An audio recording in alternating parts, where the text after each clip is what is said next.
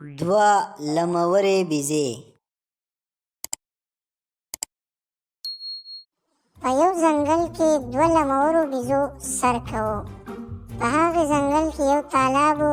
په تالاب باندې یو غټ پل و.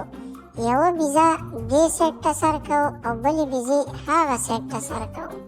نو یوې بیزې چې خپل دا منډاڼو سر اوچت کړو او پورې سیټ ته یې سې کړو، نو هغه واښه ډېر خوښ شو.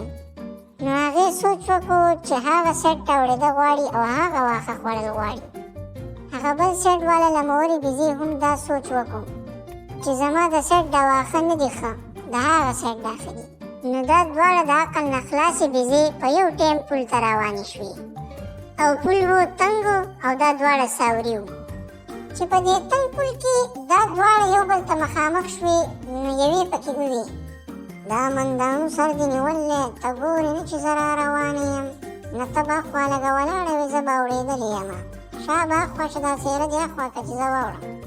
نو هغه بلې ورته جواب ورکړو کښېنه د ټپوسي لور، دا پل ستا د پلار دی، اول زه راغلی یم، زه به مینه وړمه، شا به شاته شي چې زه واوړم.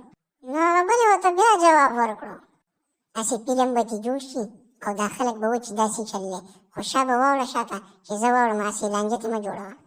جو په دې کې ډزې شوې او فلم د دواړو سټارټ شو او دواړو خپل د عمر دا خیرن ښکرونه یو بل له راچول شروع کړو. دواړه هسې د ټپوس لوریانې وې، دومره نرې نه وې.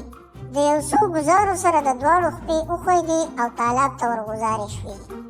د غورځېدو سره دواړه په تالاب کې بیا ټولېدې او غځېدې چې اوس بد شو، بیا به داسې نه کوو. خو سخونې ونه کړو او دواړه په تالاب کې ډوبې لاهو شوې او مردارې شوې.